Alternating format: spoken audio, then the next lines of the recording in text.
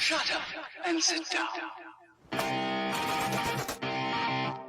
The current state of politics is unsustainable, politically, economically. You still have distrust there. We all come from very different places. Man, we don't want the government to do a damn thing. You deserve better. People have to have the information in front of them. It is about supporting, platforming, and assisting the people who are out here actually doing the fight. There you go. Like, just promote people who are doing something. Volunteer to work with people who you like. And take an issue that's important to you and do something. You are part of that declaration against tyranny. This conversation gives me a little more hope for the future. The one, the only Fight for Liberty. This is the cherry on top.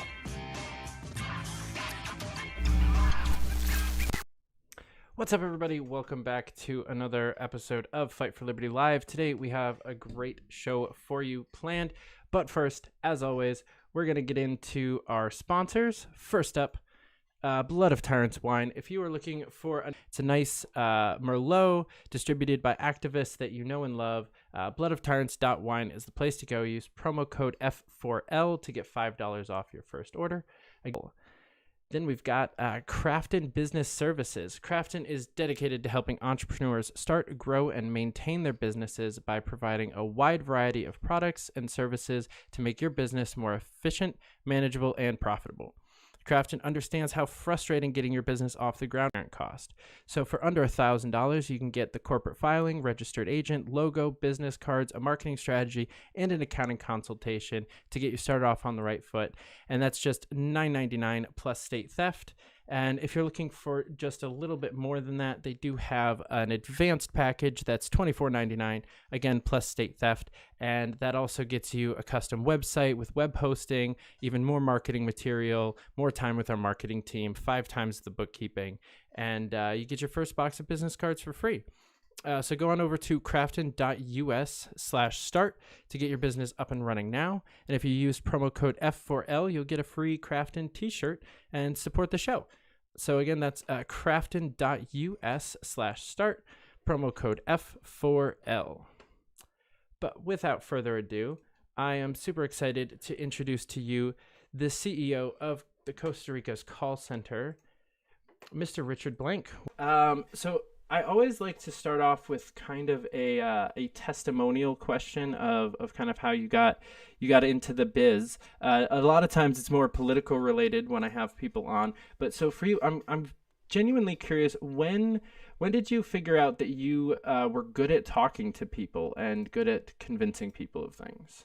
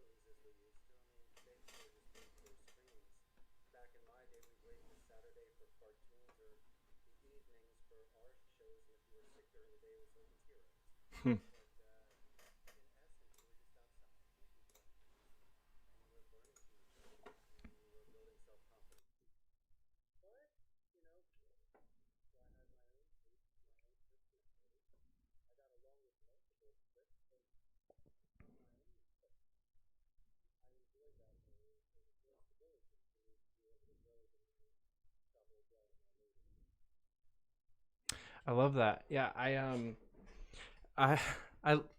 man, that was a really good answer. I like when I made my first friend, that was a good way to bring it around, because were, well, there's one other person in this room that's anywhere within the same age as me, so might as well talk. Most of my childhood, I was definitely, one of those really shy kids. I'm an extrovert, but I'm a shy extrovert, so I don't like get the peopling that I feel like I need.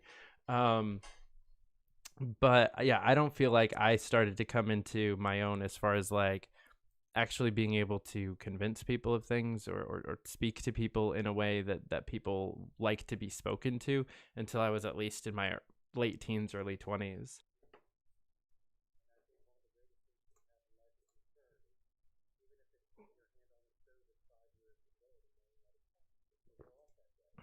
Mm-hmm.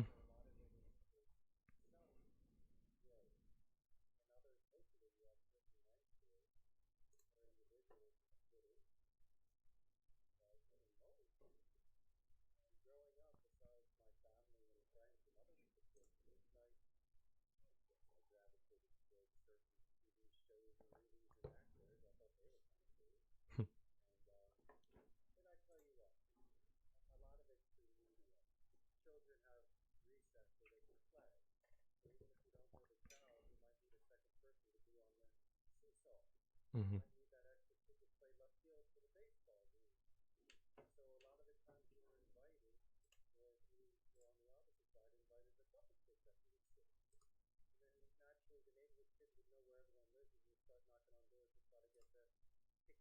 Game going. And sure, kids were awkward. And then you had the smooth kid and everyone in between. But if you're sincere and you're a straight shooter and you don't have to exaggerate and lie more than just the average kid, people will like you. They'll like you just for who you are. And it's especially the kid that splits the candy bar and hands it to you. Now that's your best friend. Oh, yeah. So I always sometimes like the quiet kids because they were the ones that were observant, because whatever they contributed was always the greatest joke that night. I mean, the one-liner makes you a legend. And so you don't need to overstuff something in order to make an impression. Oh, yeah.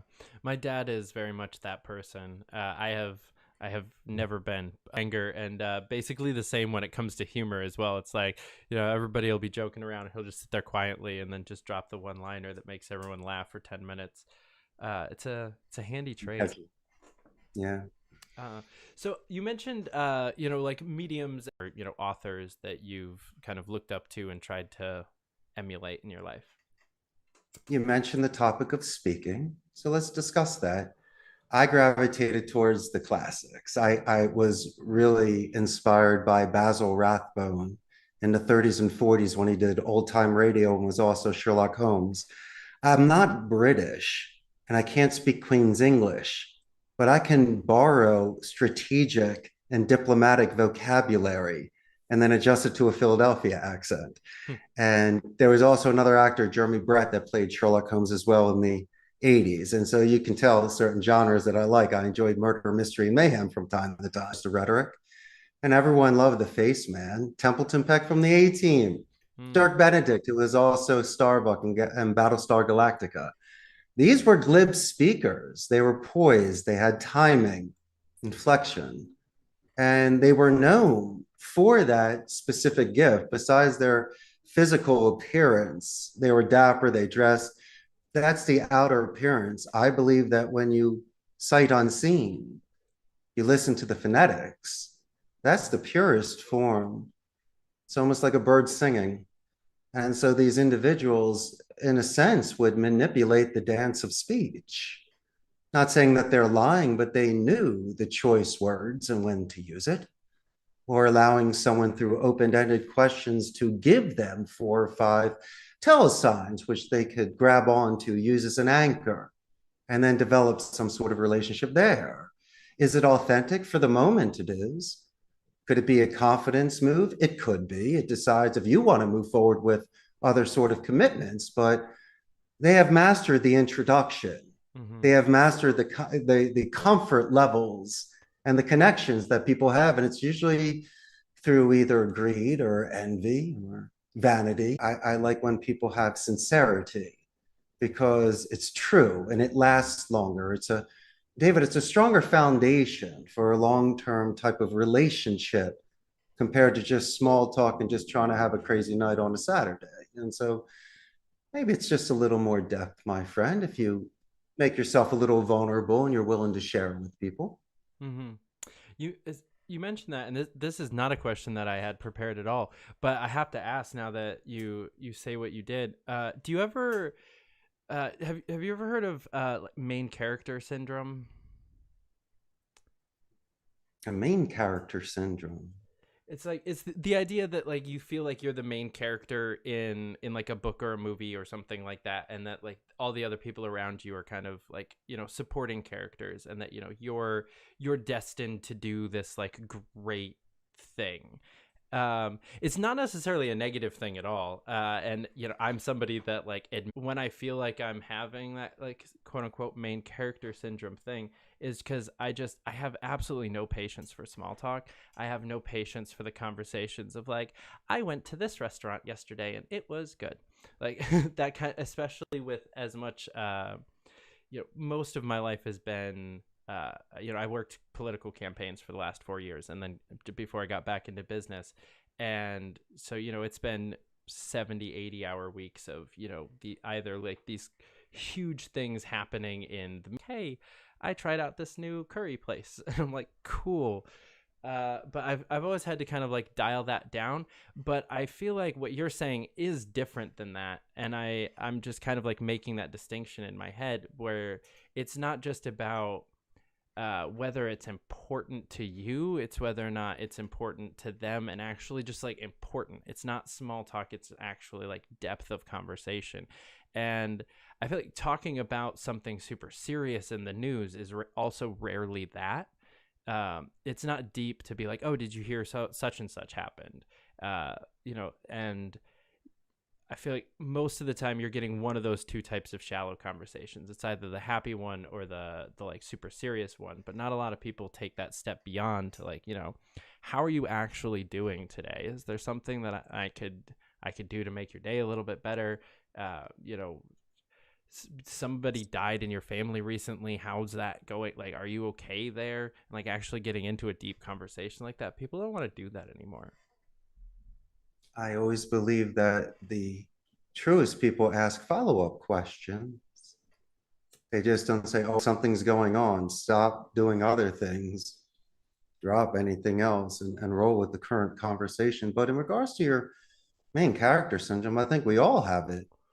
My good friend, we all are living our beautiful lives. You look in the mirror, you see things outside of your eyes, you have all your senses, you love and you live.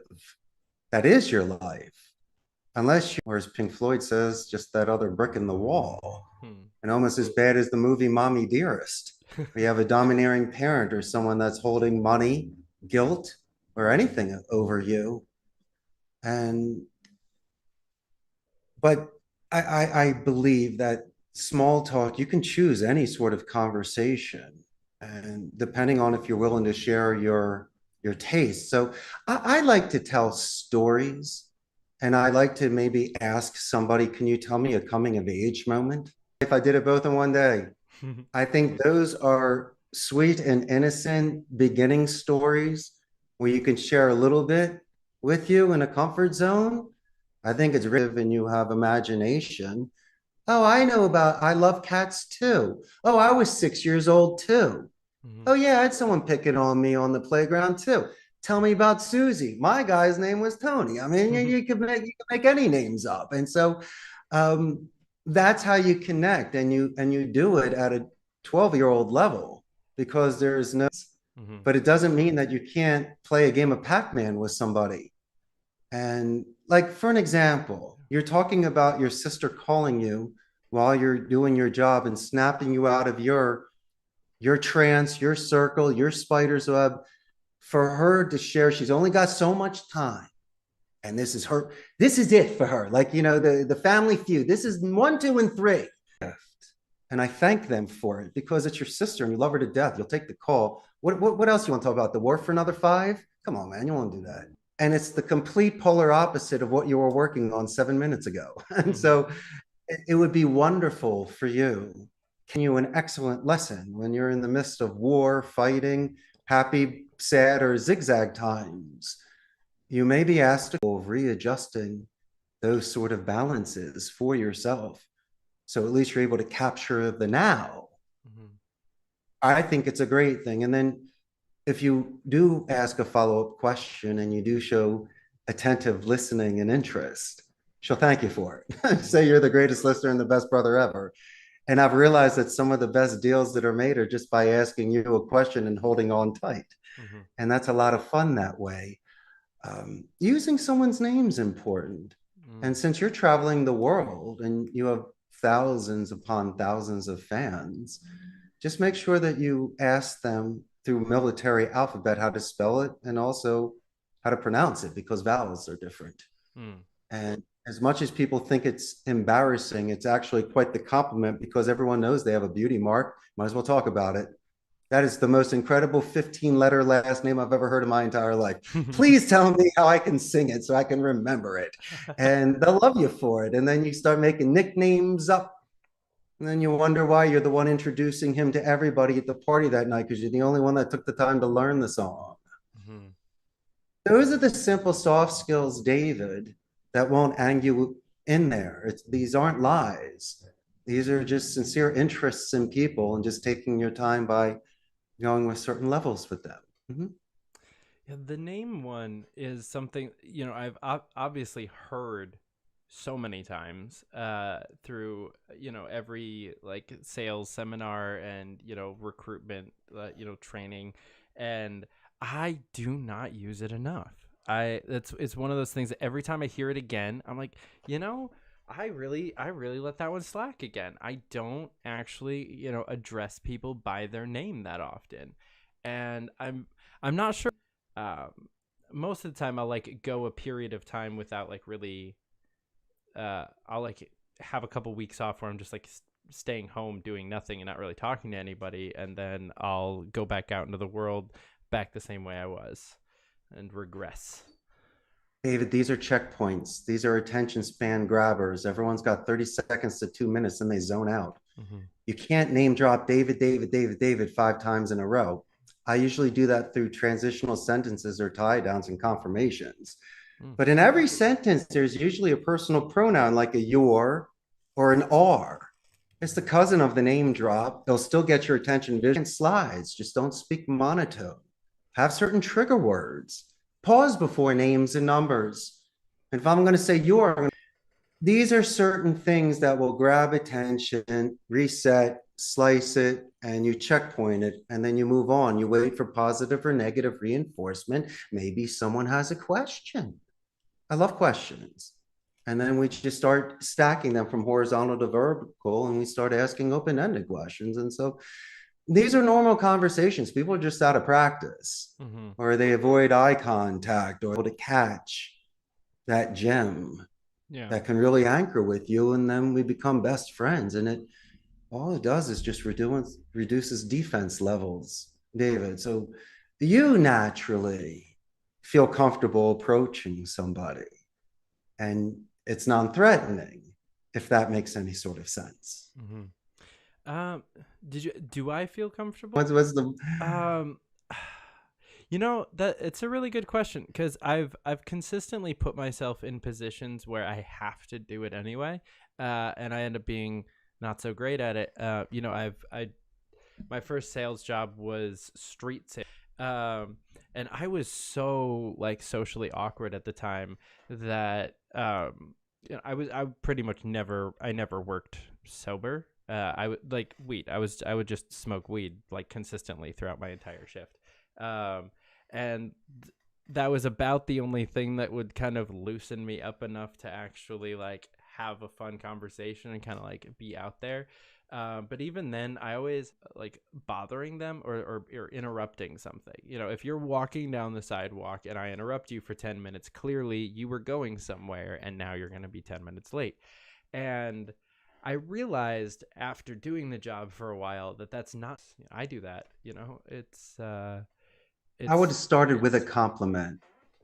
I would have definitely looked at somebody, and it's obvious if it's jewelry, their hair, shoes, jacket, clothes. Just let them know they got really nice shoes. And if you know they got alligator skin or something, and they really have nice nails or something, they'll stop and say thank you. Go, very cool. Listen, I just want to know if you love puppies too. Mm-hmm. I mean, you could at least, instead of asking them for a straight question, just give them a free compliment to make their day.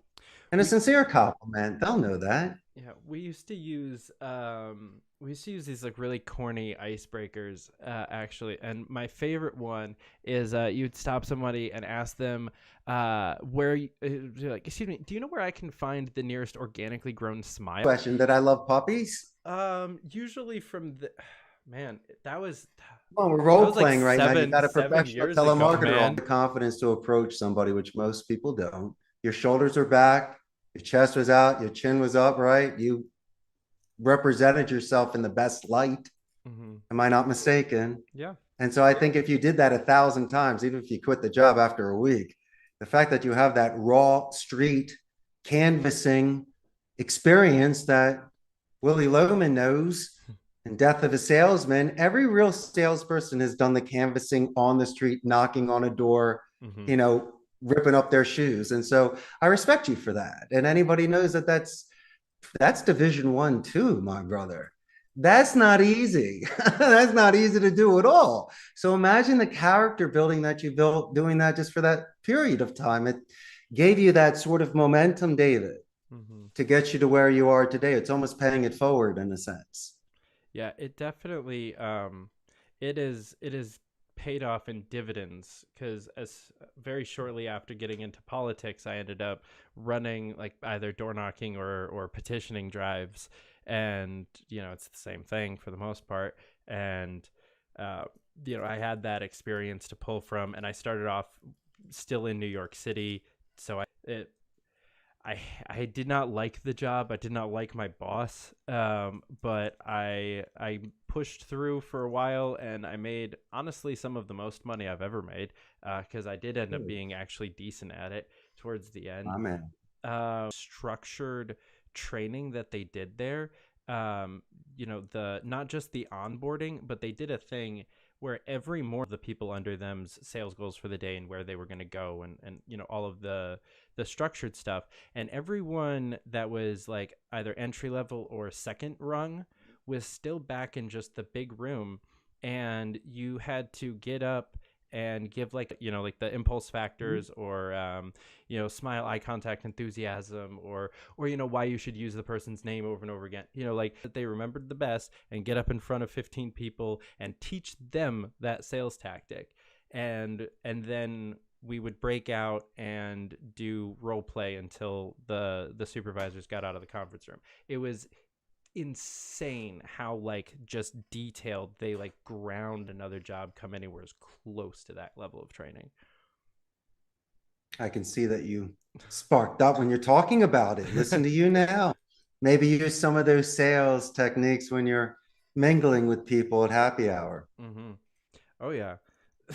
Smile, eye contact, enthusiasm is I had like 3 other sales professionals on, and we were just kind of doing like, you know, water cooler talks, you know, worst bosses, most fun sales kind of conversation, just shooting the shit. But yeah, I really break me out. I still have that kind of, you know, social anxiety, a little bit of awkwardness here and there, but the last couple of years it's been significantly better. Actually, somebody, Spike Cohen, our vice presidential candidate last cycle, kind of taught me that you can be both professional and like respectable while also being a little bit of a kind of weird things from your professional friends and your career, and you didn't have to be that reserved on phone calls and stuff like that, and you could be a little bit quirky and have kind of that fun atmosphere that I've always kind of had amongst my friends but hidden from my colleagues, because I felt like, you know, I didn't want to just get labeled that like weirdo stoner or whatever. You know, I was always like just trying to be, honestly, I was doing that whole like fake it till you make it. If I wore the nicest suit and I was, you know, sat up the straightest, then maybe eventually I would be, you know, at the top of the company. But I realized eventually, luckily in my early 20s and not like in my 40s like some other people I know. But I eventually learned that you can do both, and the fake thing actually gets you nowhere, and just being yourself and being that a little bit quirky and that a little bit weird will end up paying off. Being unique, and you're true to your own tastes. You like your music, you like your food, you like your pastimes, which a lot of us do, and it shouldn't be judged. But you got to ask yourself, David, who do you really want to be? It's not the suit. It's not being a CEO and an owner of a company. I'm just your friend, Richard. You just got me on an evening when I'm finishing up shop here, but just a man.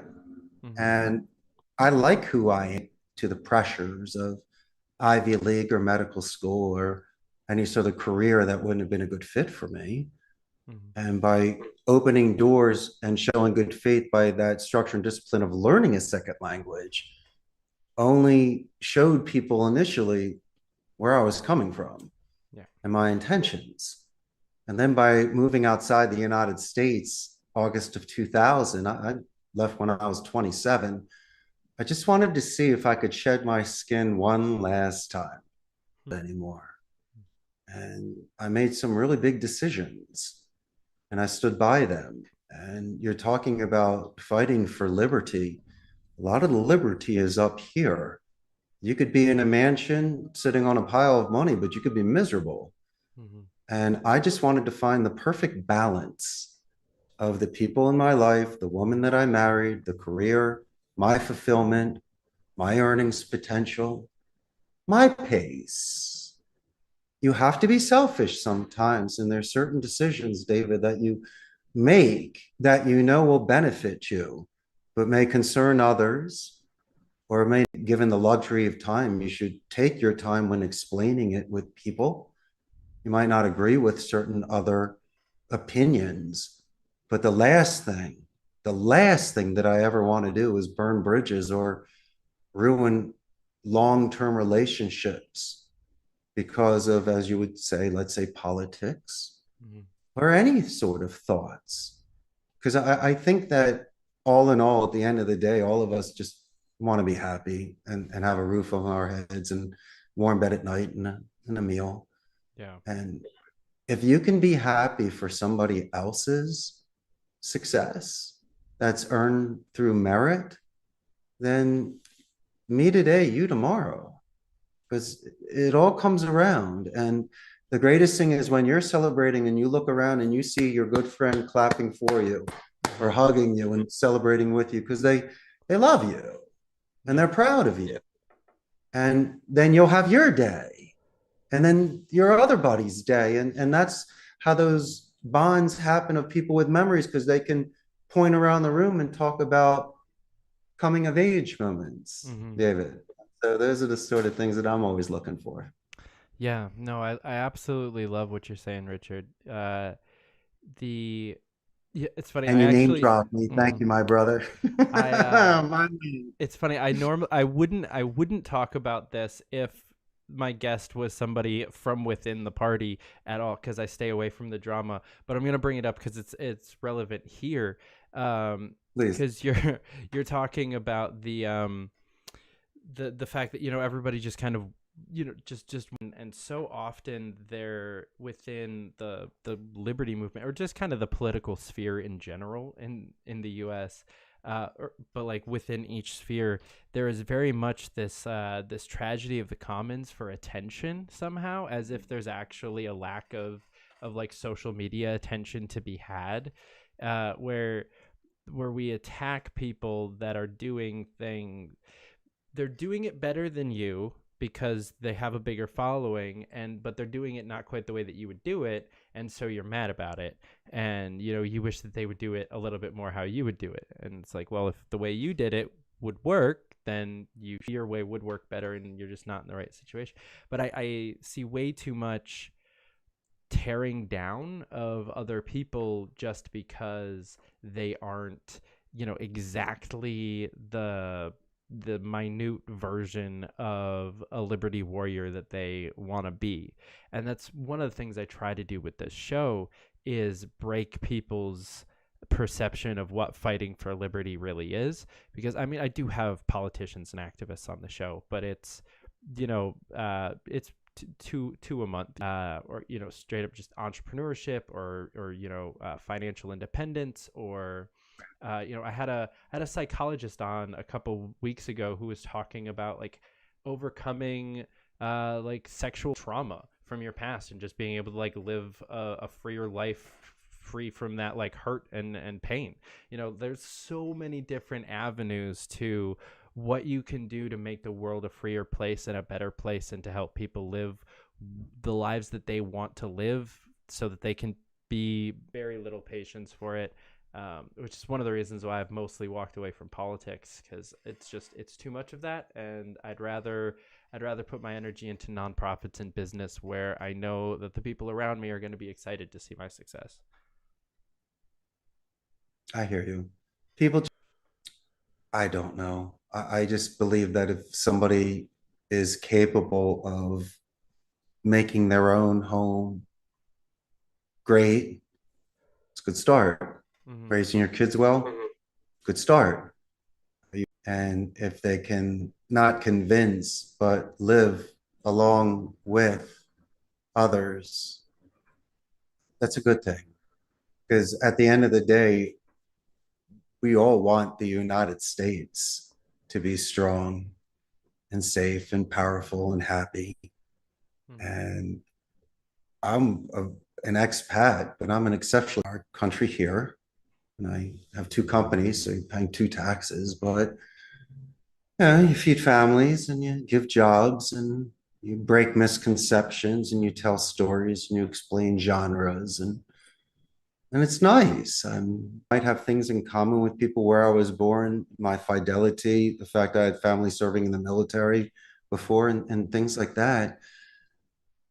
I still have my own thoughts in regards to me living outside the United States. Think about that. It's not that I don't love being there. Mm-hmm. I live here in Costa Rica. Still doesn't mean that I don't feel as strong. And so I can't be judged on that I don't know. Or, as you say, someone can have an opinion on that. Why aren't I giving 150 jobs in Philadelphia? Why did I do it here in Costa Rica? There are probably people on your show that might not like that. And am I willing to accept that? Yes. Because I think all fair, that price, I don't know. It's a bingo ball game. Mm-hmm. Who knows where everything goes? What I know is whoever lands the account and can maintain ounces in my industry now, which used to be very much brick and mortar on site. Now it's pretty much virtual and work from home. I have a fraction of the people work energy. We lost the walking the rows and the breaking the bread and the game room being packed with them playing the pinball machines. And I miss that stuff.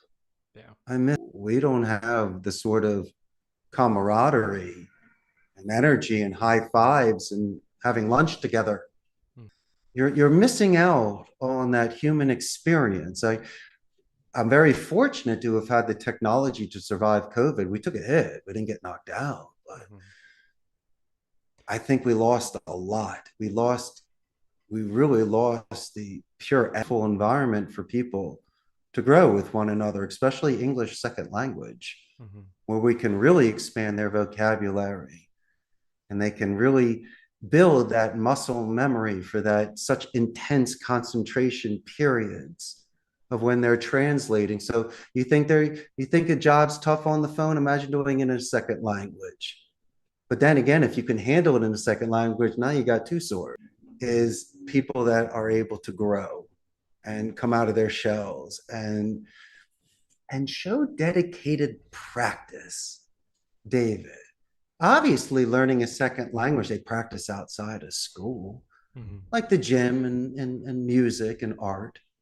But when I see people after coaching sessions, we do QA and we go over soft skills, that then the next day, that's dedicated practice. Those are the Rocky moves. That's how Karate Kid can beat Johnny. And that's the important thing, that your audience realizes the amount of work that is done off camera. Even prior to this podcast, the movies of the beginning and the end, where's the middle? That's where the hunk is. That's where it really happens. Mm-hmm. That's where the grind is. You know, that's where the boxers really feel you out and know how to win on the later rounds. Yeah. Well, Richard, you said earlier that you were studying the speakers that I believe you said that effect, and you are a great student because you were by far one of the most captivating guests I've ever had on the show. Thank you, my man. Man, I lost my train of thought there. But yeah, we're just talking about these incredible speakers that just capture you, and they use vocabulary. Do you remember the movie Eminem's 8 Mile? Yeah.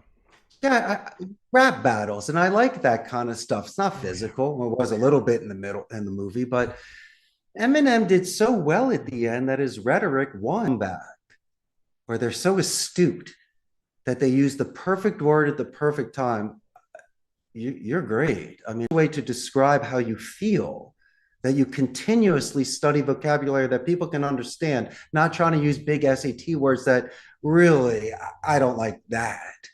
But as I say, there are many colors in a crayon box. You just don't have to say crayon. Come on, man. There's some really unique names in there. Cherry red. I mean, come on, give me a break. Right. And so I believe image streaming and utilizing imagination, print and saying crayon. I am now a painting and giving you 32 different amazing names and colors.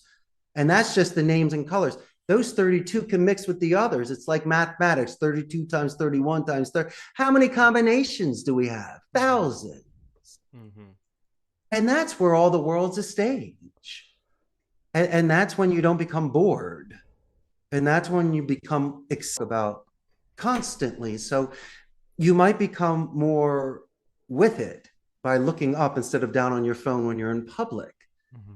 And yeah, those are the sort of things. Yeah. I'm a big fan of that one. I usually, because I'm really bad at the cell or like leave it in the car, because if it's on me, I'll check it. But if it, I can just go for a walk and oops, forgot my. There's stuff to see and hear, and yeah, I'm a big fan of breaking free of the cell phone addiction thing, because that's a huge plague. But I remembered what I was going to say, and you mentioned 8 Mile, which is actually another from like either whether it's Rocky or Karate Kid, those movies that you mentioned where, because real life doesn't happen that fast, but when you watch Rocky, you're like, oh, he went from a nothing to that in a 2-hour movie. And I know personally when I was younger, especially like when I started working out, there was a good chunk of time there where I was like, well, this isn't happening fast enough. This is like excellence. It's that's on the screen. To actually, to your point, most of it's behind the scenes. It's not something that you can brag about, that like, oh, I'm working out. It's something that you can brag about after a few years of work, but just the act of being healthy and working out isn't something that you can gloat about or be kind of in front, back to that kind of main character syndrome thing. It's not as epic as they make it look in Rocky, and it's actually kind of painful and painstaking and rough. And that's something that I learned, thankfully, that it's not just the show, as you mentioned, but I actually do have to write some questions from time to time beforehand. Just remember the structure and the discipline. You could be motivated. Yeah, do the work for a week. That's great. You were talking about those months where you don't see any sort of result in the gym. At 4 a.m, take those raw eggs, and then just start running up and down Kelly Drive. Tyson even said he'd get up at 4:30 because his competition would get up at 5. Mm-hmm. I loved getting up early when I first started this, beating traffic. And I don't know, I like that extra hour that I had because I didn't feel rushed.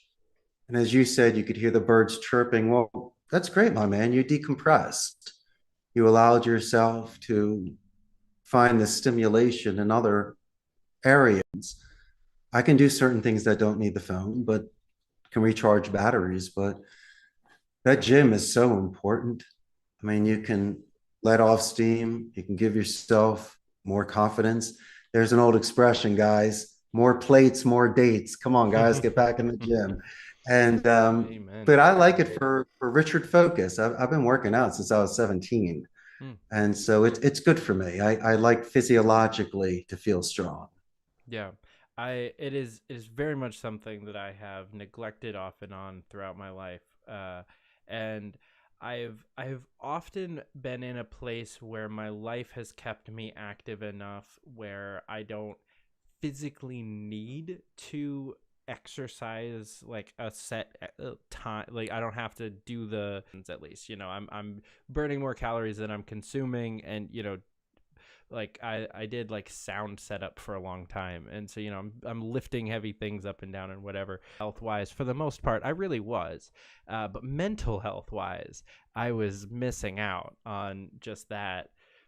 Building for the future, not doing something that needs to be done right now, doing something that I won't see results from instantaneously. Got back into a fairly structured you know, exercise regimen. It's nothing crazy, but it's, you know, 20 minutes a day of, you know, I make a whole other level of just, you know, knowing that you're building something of yourself and you're not just kind of letting the world happen to you. David, I want to walk when I'm 70 and 80. I still want to play on par 3 golf courses. But I want to, I'm 50 years old now. So I still want to enjoy the later part of my life. So it's really maintaining what I currently have, which thankfully is an athletic body for my entire life. But it's not easy. I mean, it's 6 days a week. You're doing 20 minutes, which is cool. I'm putting in about a good 2 hours a day. You're doing about a half an hour of cardio, 45 minutes to an hour of the weights. We're looking for at least 15 minutes, 20 minutes of working core. And then I like to hit a bag. And so it's a good day. I mean, if I have the time and I take my creatine, I can, hypothetically, you're doing a lot of hiking, could just be a lot of leg strength, real thin up top. That's great and all, but what happens if you got to pull yourself up? And so you want to make yourself symmetrical. Yeah. So your body, once again, feels comfortable as well, because that could disrupt certain things too. Oh, yeah. I very much got my body out of line. Like early college years, I was doing a lot of core with almost zero back. You know, I wasn't exercising a lot, so when I would find the time and I would just be like, oh, I should exercise, it would just be like push-ups and sit-ups, and that was it. And, you know, other things in life would make me engage my core almost at all for like a year and a half, I felt like. And no reverse flies, huh? It's convenient. It's annoying to go to the gym on a rainy day or early in the morning, or some dude's hogging the fly machine. You don't want to go there. So I've decided to work out at home. Got my universal, my bench, my free weights, and a couple other machines. Is it a complete workout? No, not even close to what I was used to. But if you have free weight knowledge, you can pretty much do any sort of part of your body in that workout. Now, naturally, the universal is great for the pulleys and certain sort of things there, but just with 2 dumbbells and a flat bench that can go to an incline, I mean, you can pretty much do a full workout. Yep. And you have the luxury of home. And so, and it's not that expensive, you know, to buy certain things and to start from there. If I had to make a suggestion for a personal trainer, oh, she was incredible. Kiana Tom. She had a show called Flex Appeal back in the day.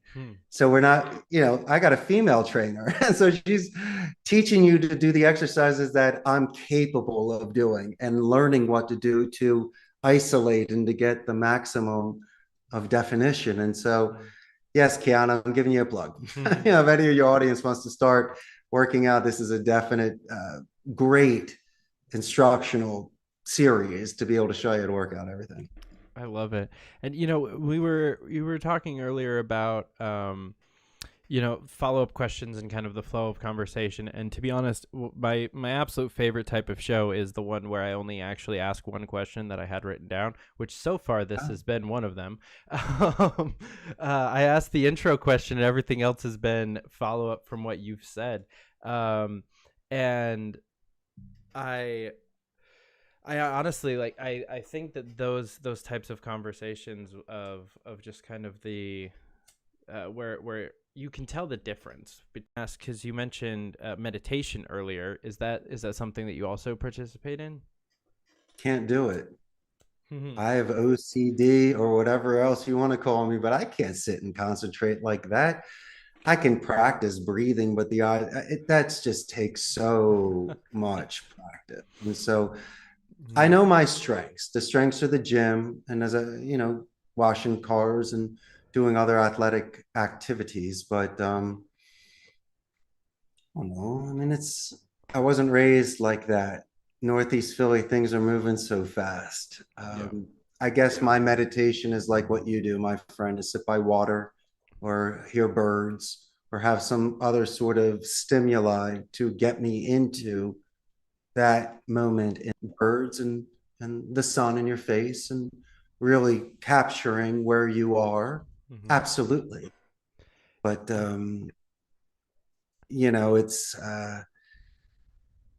it just moves so fast. I think the greatest thing somebody can do is look at themselves in the mirror. I mean, you could give 1,001 suggestions for people, but I like to ask people, when was the last time you winked at yourself in the mirror, gave yourself a high five? A lot of people can't give me that answer. I try to do it at least once a day. At least I'm proud of myself. Yeah. Make your bed in the morning. Respect yourself. Because if you can't respect yourself, it'd be very difficult to think about others. And to grow a business, I needed to have faith in others and to delegate and to expand. And that's a nice thing. And so be very selective, as I say, with your time and your thoughts. Think about it like this. Imagine if you and I just bumped into each other and you were saying small talk has to be about, death or politics or the weather. Look where we have gone tonight. We zigzagged everywhere. Oh, yeah. And this is, if you want to consider this small talk fun, we had 10 5-minute conversations on things. And so that's great. This is a prime example, my friend, of small talk turns into big talk. And anything could be wherever you want it to be, as long as you want to do it. Yeah, man, I love that. Yeah, I personally also struggle with the meditation thing. I think you're right. I've started working towards it a little bit more, but I've kind of I've met in the middle between the meditation and the exercise. I still do exercise, but I've also started doing yoga a little bit more, which is at least I'm doing something. I can feel my muscles doing something, and I have to concentrate on the yoga at least a little bit. So it's kind of to your point of the outside stimuli kind of pushing me into more of a meditative state. I just got back from a 10-day festival. It was kind of pseudo-political festival, but there was a 420 friendly yoga every morning that I made sure to attend, and it was great. And the kind of peer pressure almost mentality of making sure that I actually got there every morning, because if I saw somebody later, they'd be like, oh, where were you? And just that little bit of pressure to okay, I'm gonna actually do this every day, because the one excuse that I've used for a long time is that my life is just so crazy I can't plan out things like this. My phone is ringing all over the place and I'm putting out fires and I'm doing all of this stuff. I can't just set aside an hour to go work out, because what if somebody needs me? And there's to really think about it. And it's interesting because as I've met more people that are more successful in their lives and in areas that I want to be successful, and people that I admire, and especially with the show, I've gotten to meet some really fantastic people, and almost all of them have a busier life than I do, have a more quote unquote important life. For every life is important, but from that standpoint of how big their fires are that they're putting out, and almost all of them have a better scheduled day than I do, and have these regimented things, and they actually go to the gym and they go for a morning walk, and they have their reading time at night, and they have a time where they sit down with their wife and talk about their day. And it's complete BS to say that I'm too busy to really take control of my life. David, you could be on a phone call while on a Stairmaster. You can talk to somebody when you're walking. You can have somebody when you're doing an exercise.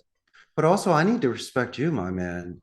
I would feel terrible if I took you away from a dinner with your significant other, or I woke you up in the middle of the night. There are certain code red times, but I need to respect your boundaries, and you need to respect yourself. I'm not saying it in a bad way. I'm telling you as a black and white straight shooter friend. You're a great guy, David, and you're dying to have that hour for yourself. You mentioned it on your podcast today. I appreciate the deflection of the fact find the time for reading, dinner, and the gym. You're damn right they do. Because if they do not give themselves that time, they burn out. So you're probably at an 80%. But if you gave yourself the David me time, brother, now you're at 100%. I don't need 24/7 David. Give me 16-hour David. Give me 10-hour David. Because I'd like to know that David is doing something else. So when I speak to David again as his client and we get the business done, I go, hey, Richie, guess what? What would you do, David? I just did this the other day. My man, no way.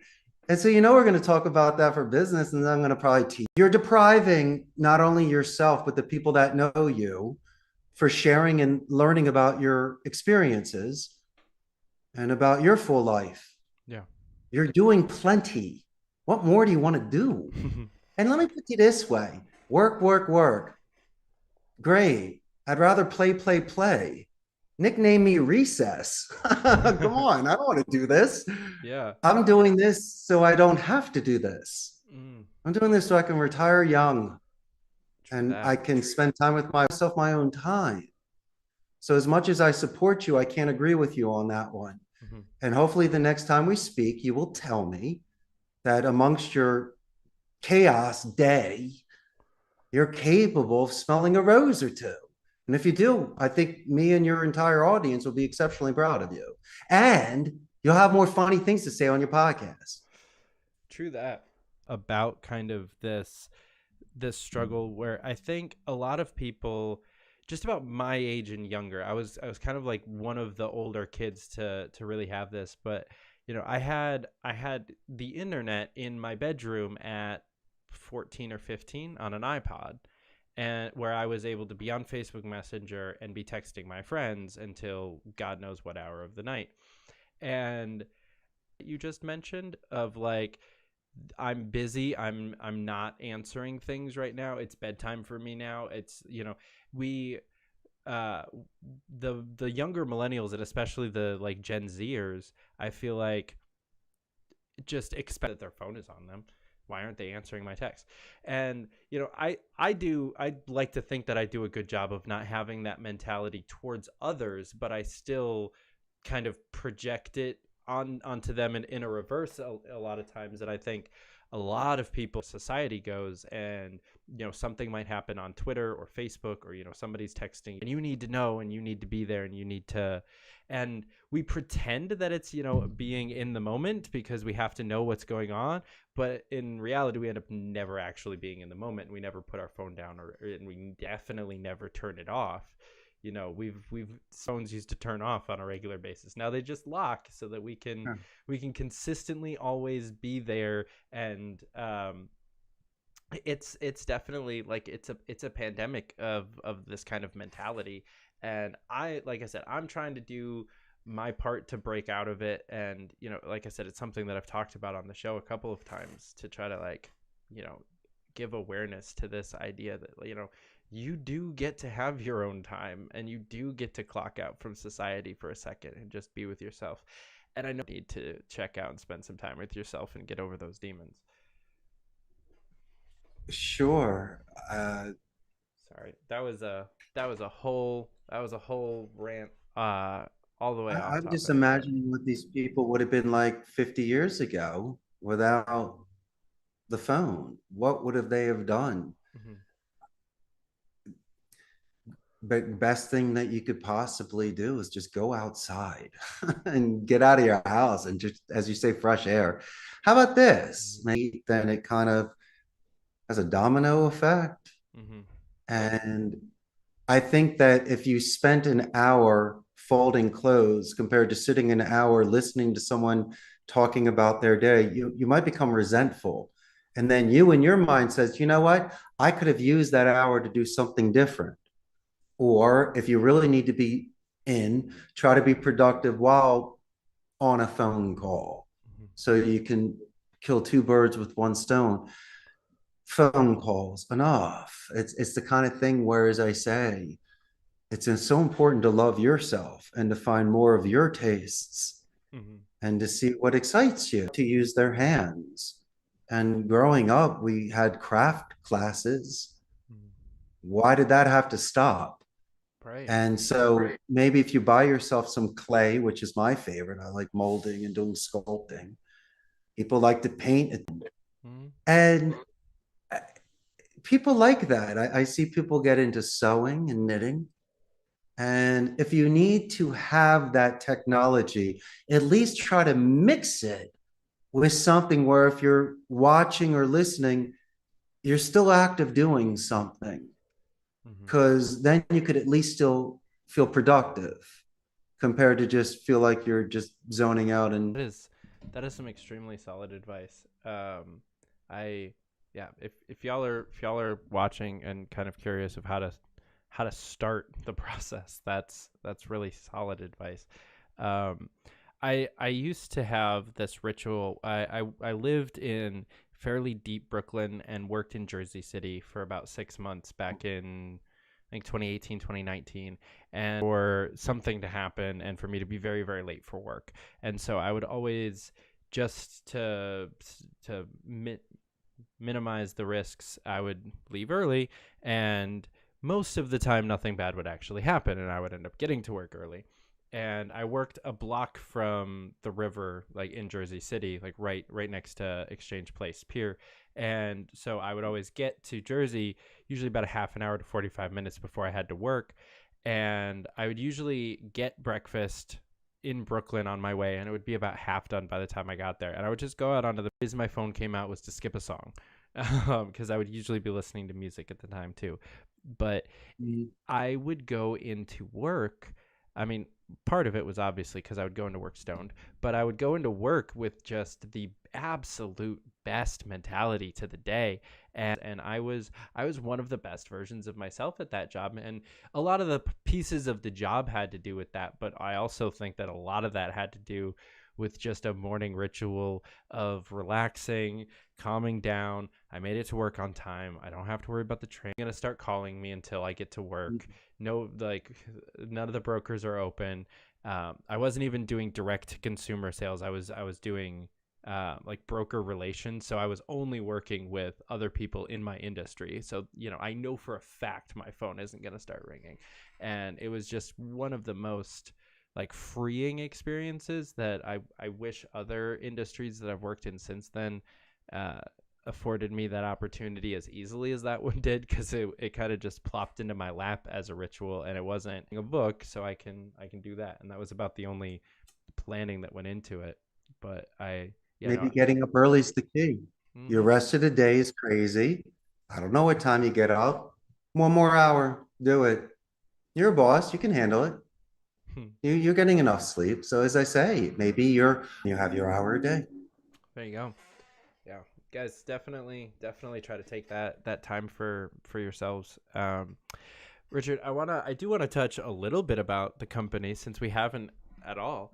Tell me how you got started in the call center industry, and why that's the business that you decided to go for. Great question. College, I decided to stay. So I worked at his center for 4 years, not C-level. I learned it from the inside out with retention, customer support, sales, onboarding, human resources training, affiliate management, SEO. And then in my mid-30s, I had impulse control, maturity, and some capital, and decided to throw my hat in the ring. Now, what I learned working at my friend's place, cubicles, you hear things, the gripes, the good and the bad. And I figured if I just treated people a certain way, I might have a shot at it. That's in this 300 seat center I'm currently in. I I was renting a turnkey station at a blended call center, like a glorified internet cafe for X amount per month. So what I would do is I would rent a seat, paid that for about 2.5 years till I saved up enough money to rent space. And since call centers have attrition and you can buy used equipment for pennies on the dollar that function, I was able to ramp up a 150 seat call center economically. And I stayed there for 6 years. And when I had the stable clients and the capital, I decided to purchase and build a 300 seat center. And so it's not the fastest way that your audience was expecting. It's not glamorous. I paid for everything in cash, never overextended myself, made sure that I was exceptionally responsible to take. I mean, I'm still young at heart, but I wanted to play in the big leagues and make some good money. And by doing so, you have to put your name down. And I was willing to take the ball and run with it. And so the way that I was raised in my education at Abington High School, University of Arizona, my family and friends, I thought the odds were in my favor. Accountants, attorneys, human resources directors, and supervisors, plus a chief technical officer. I'm not an IT specialist. And the stars were aligned. I'm in an exceptionally competitive industry. Amazon is here in Costa Rica. And so there is attrition. But I also believe that you mentioned earlier people's destinies and being special. I don't think I'm special. I just know that I was willing to die with my boots on. And I was going to go for it. And if I was going to put all my chips down, put it on me. I was going to bet on myself because I knew that my Spanish skills and my smile and the stuff we discussed earlier in regards to, and so I'm exceptionally humble, extremely appreciative. And what I see as a business owner is that you have leverage. I don't want to fire people. I want to hire people. And all I want is understanding the labor laws, but come on, you and I have been given second chances before when we've deserved them, sometimes when we didn't deserve them. But all I know is that I have the ability to pay it forward and to put this very impressionable 24-year-old kid on the right path and make sure that I can balance their bike. So when I let go, maybe I'm the last boss they ever have. I don't know. But while they're with me, they're going to get better. And I will, you have my word, I will do everything in my power to make them as successful, self-reliant, and self-confident as possible. And just by having, and I'm just Richie from Northeast Philadelphia. I'm just a great kid that likes to have fun. But this is the price that you pay if you want to start a business. And so just be prepared for the forced march. Be prepared to breathe, because you judge character during chaos. I'm not going to curse at you, David. I'm going to calm down, slow down, and we'll discuss things. And from an educated point of view, hopefully, we collectively find the right decision to resolve whatever sort of situation that we're in. And so calling clients and not giving them surprises, not being latent, and being forthright with people, in my opinion, has given me much stronger foundations. Because if you try to angle, lie, make an excuse, cover it up, you're going to get caught. And so just do the right thing. And that's how you do good business. Because if anybody expects you to bat 1,000, they're out of their mind. There's no straight lines in nature. They should expect a hiccup every now and again. The question is not what happens to you, it's how you handle it and how you react to it. Yep. And that's pretty much how I gauge the clients that we work with. Yes. I like it. I like it a lot. I want to rewind and highlight specifically a couple things that you said, because you mentioned that you bought everything cash and didn't overextend yourself, which I think is a huge, not signing up for a new credit card and quitting your job tomorrow and, putting your first couple months of expenses on a credit card and doing something crazy. Don't do any of that. That's a terrible idea. And you also mentioned, finding your A team and kind of knowing your weaknesses and knowing the areas that you needed somebody else that was more knowledgeable on and building that coalition of people. Right. And that's two of the best pieces of business advice you can get is, don't overextend yourself and build an A team around you. But you went on to mention kind of the culture of your company and how you do sales, and I could not agree more. I started the telemarketing and financial sales in the small business finance industry, and in that industry at the time, and honestly still, there was so much cutthroating and just adding percentages to things just on the back end, or not on the back end, but just add your commission take to it, and nobody would care. And it was happening so often, and most of the companies around me were making 2 to 3 times as much as I was per deal because they were screwing over their clients. But the industry default rate was about 60% at the time. And where, just most people were not able to pay back these loans because they were sold to them, viciously. And, it was very similar to the 2008 kind of mortgage crisis, but just specific to this industry where, they're just being given these. I made my 15 grand off of 6 phone calls, and I can pat myself on the back with a Rolex on my wrist. And there was just so much of that in the industry. And I very quickly was like, I'm not doing that. And, I made sure that all of my clients, I would make them give me a return on investment from the loan that they were trying to take out before I would sell it to them. And if they couldn't answer my questions, I would tell them to go talk to somebody else, because I'm like, I am not going to have a default on my record. And to this day, I only have one. And it was a deal that somebody else almost closed and then got fired and kind of just plopped in my lap with signed contracts and everything. And I just had to walk them through the final process. And so I didn't do my typical vetting process. I just, took the sale that got plopped in my lap. And that one ended up defaulting before she even made her first payment. One of the worst defaults I've ever had to kind of work out with a lender.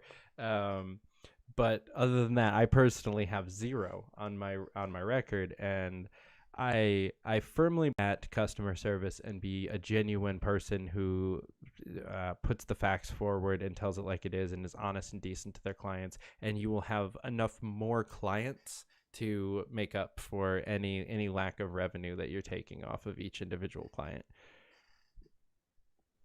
Maybe, but this is what I do know. Mm-hmm. You should never, ever compromise your ethics, values, or morals to make $1. Yeah. Ever.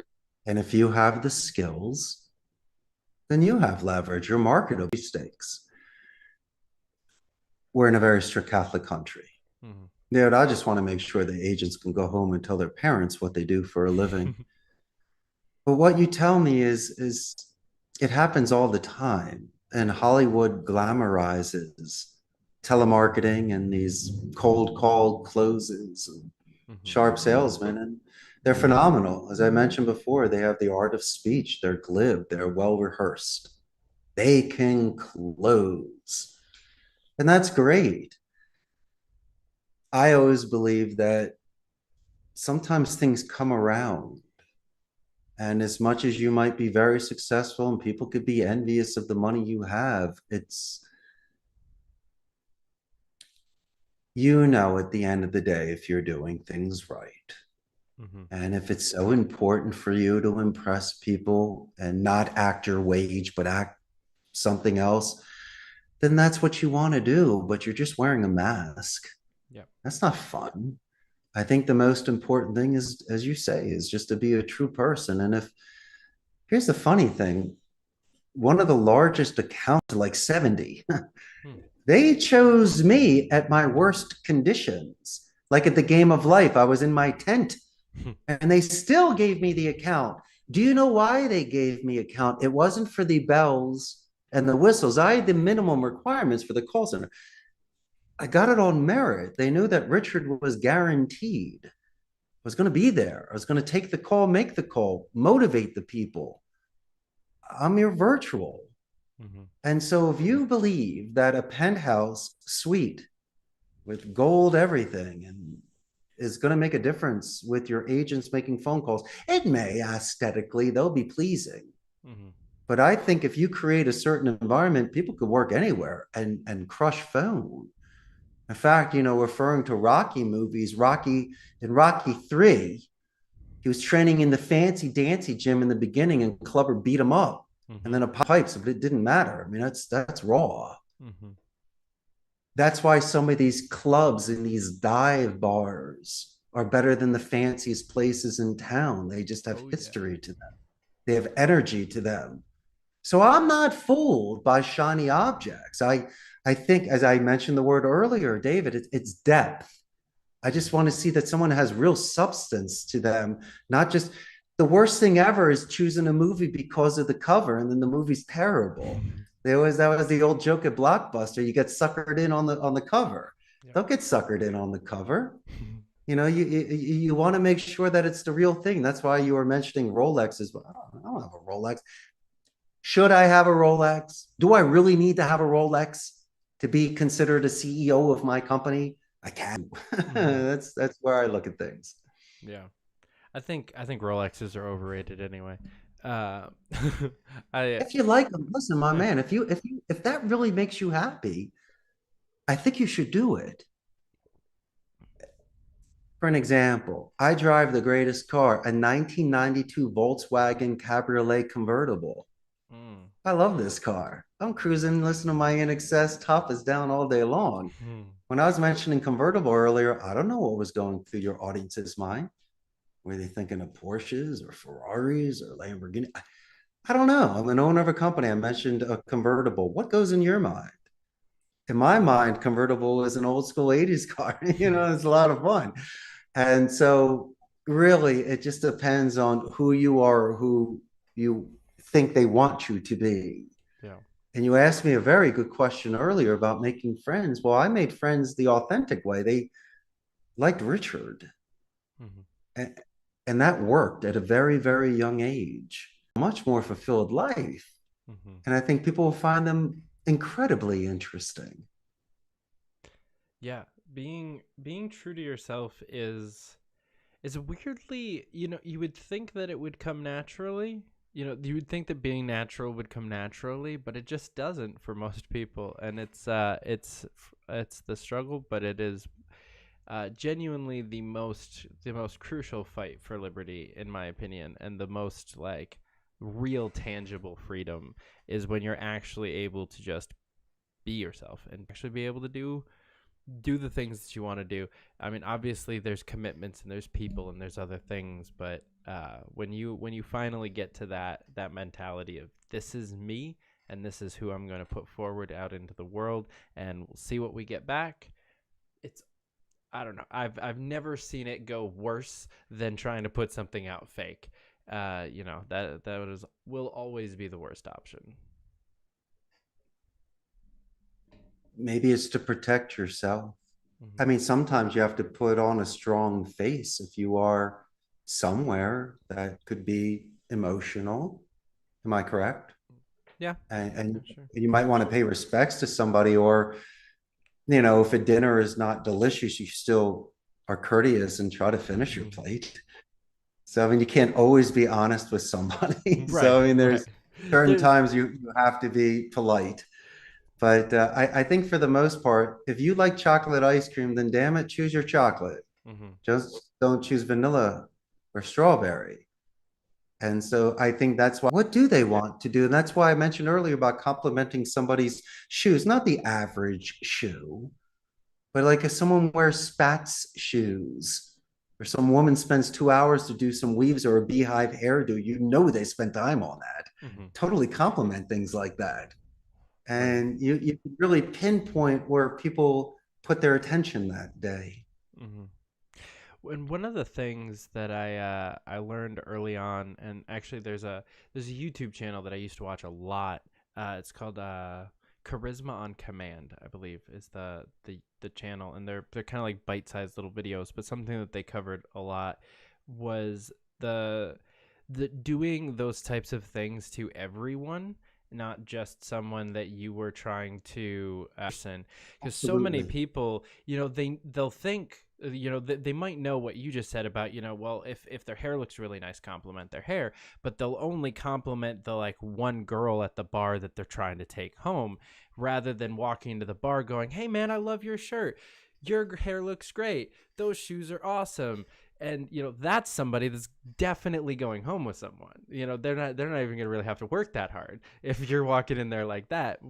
But there's the people that are just going to like focus all of their attention on the one person, and it's awkward and it's weird, and you can notice that. But if you actually just have this positive aura about you, and you can actually just be honest and say, I really like your shirt. It's cool.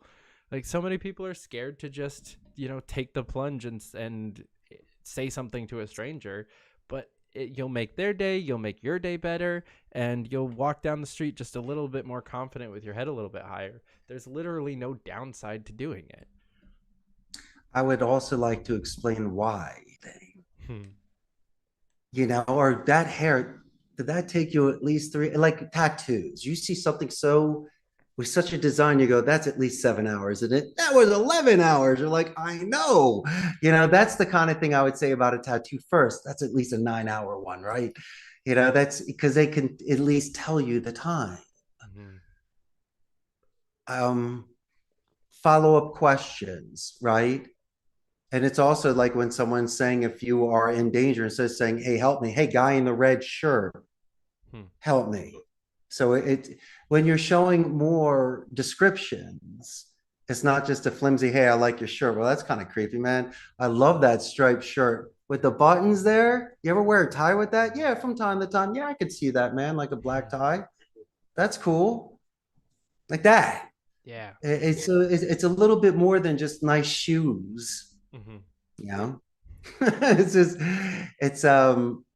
You get that sort of reaction, and then they start talking about it. But to me, here's the skinny, if you see someone for the first time, anything goes. I'm talking about me seeing you every single day, right? At work, they want you to notice it because you see them every day, and you should be noticing the small little things that they do. As I mentioned, the haircut or the shirt or something a little different.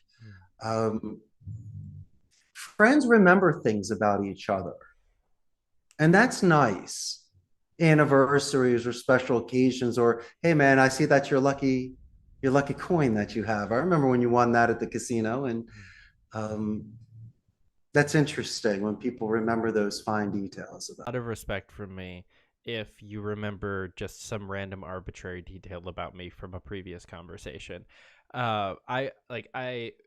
You said 420 yoga. I'm not going to forget that the rest of my life, my man. I got to look that up when we get off of this thing. I actually, like, a really good example just happened to me this past week. I ran into an activist that I've been a fan of for quite some time. Her name is Fite-ing. She's an Asian American gun rights activist, and I met her. I have only met her once in person, and it was a 1.5-minute conversation, maybe 2. Where my girlfriend at the time introduced us. We said a couple things, then she got pulled away to go take a picture, and then I took a picture with her and her husband, and like in a whole group, and then never saw her again. And that was 2 years ago. I bumped into her again at the festival that I was at last week, and without me saying anything, she remembered, like, she recognized me, remembered my name, and remembered the candidate that I used to work for, which I'm pretty sure is the only thing we actually talked about. 2 years removed, somebody that does these types of events every single weekend for many, many years of her life at this point, and, meeting tens of thousands of people a year, could still remember that. I was genuinely just kind of blown away. I was like, holy crap. Like, because I have the podcast, and I'm somewhat popular in certain circles. So like her remembering who I wasn't super crazy, but remembering a detail of that 2-year-old conversation, I was like, that is something that will always earn a big chunk of respect from me. I have continued working for people that I've had differences with, because of those types of qualities of just being able to be a genuine people person that cares about the people around them. Isn't that a positive reinforcement on how people see you with all your awkwardness and quirkiness and all these things that you say? You have somebody that you highly respect that met you years ago for a couple minutes, and you made such an impression that they remembered everything about you. So I think that, my friend, is something that you should not paying attention to you, or you're making any sort of impression. You're very wrong, because they might not have that opportunity in 2 years to impress you again, but they were give that as you did a very positive lasting. The show has very much been a crazy good thing for just my self-esteem, and not that I do this as like an ego stroke at all, but there have definitely been there have definitely been times where I was feeling like very, very down on myself, not even just about the show. Sometimes it's about that, but just like life in general. And you know, I'll get a random message like, "Hey man, I watched your episode from last week," and skills that I used to make music videos with my friends in like middle school and high school, but like I didn't realize that so many candidates needed video editors, and like, can you hook me up with any candidates? So awesome. And it's like, oh my God, it's working. It's doing the thing. And you know, whatever is going on, it's like, that's not important anymore. Like I'm not down in the dumps anymore. It's you know, I think that, you know, not just social media presences or like a podcast or other things like that, but there are a lot of ways to intentionally structure your life to get those positive reinforcements out of it. Whether it is, you know, back to like the going to the gym conversation of, you know, man, that's fucking awesome, dude. And, you know, you can structure your life in a way where you actually get that reinforcement. And it's really important. And I think if you are living that just kind of letting life happen to you kind of mentality, you might not have that set up, and you'll just kind of keep giving and keep putting out and not really have anything bounce back to tell you like, hey man, you're doing a fucking great job. That's awesome. It might not be right in your face. As I say, it has to happen inside of you. I don't need stroking. I don't need a fan club. And I also need buddies at the gym to go work out with me, because what happens if they don't go that day? I still got to go. So I think it's what you mentioned earlier, those first couple months before you see the results, you still continue to do it. That's the best. That's you. You're getting all the rewards from that, and you're doing all of the efforts from that. And so I think that's, you know, I think a lot of the things we spoke about today are just, it's positive, but it takes work. It's the tough way. The easy way is making excuses and not doubling down and not doing anything about it and letting time pass. But I think I resolved your missing time. You're going to start getting up a little bit earlier now, David, and enjoying your morning time for your meditation, for your push-ups, start working out a little bit. You're doing a good job here collectively. Your audience really wants to get something out of this, and you're producing some very, very good content here today that I hope is able to assist in any sort of way with your audience. Yeah, I'm very excited to go back through this one and clip it up into into some things and rewatch parts of it, because definitely, like I said, one of the most captivating guests I've had. I very much appreciate you coming on. Before we do wrap up, I want to give you a chance to tell people how they can find you or your company, or, you know, find out more things about you. Of course. I have a very large Facebook fan page, about 117,000 local Costa Rica Ticos. Real fast. Costa Rica, we're north of Panama, south of Nicaragua, the only democratic society in Central America. So there's no standing army here. They put all their money back into education. They boast a 95% literacy rate. I mentioned earlier, Amazon is here, companies such as Intel, HP, and Oracle. We have a very good infrastructure. Plus, we're known for ecotourism and medical tourism. There's so many expats that live here. But it's a good life. It'll give your audience a chance to understand the business process outsourcing industry, the craziness of the call centers, the good and the bad, and what we do. But I can't thank you enough. I had a great time tonight. I hope I was able to shed some light on the method of my madness and what I do in order to keep me happy on a daily basis. But your audience shouldn't be so hard on themselves. Don't succumb to the negative Nancy's and the Debbie Downers. They just love you. Their NO means they don't KNOW enough about what you're doing. So take your time to slice and dice and serve them your thoughts enough to where they can digest it, and then you guys can maybe find a happy medium, because the best deals are made when everyone leaves something on the table. And the worst thing you want to do, David, is force someone's hand. It only causes resentment. And so if you can find these sort of easy avenues to navigate through this crazy thing we call life, then I think your audience should be exceptionally successful and come visit me in Costa Rica one day. True that. I will definitely. Costa Rica's now. It already was on my list, but it's moved its way up throughout the. Internalize it all. Go back to the beginning. Watch it again because there was so much in this. Thank you so much for watching. Come back next week. We've got Joseph Stetter. And then the following week, James Gearbhard. We're going to have some very interesting conversations about business. We're actually taking like a whole hiatus on politics. I'm not having a political guest on for at least like 7 weeks. So we're just talking about all sorts of different things that we can do for liberty that isn't politics. So definitely come on back for that. Follow all of the things in the bottom. And Richard, thank you so much for coming on. This was absolutely fantastic. Thank you, David. All right. We'll see you guys next week. Until then, keep up the fight.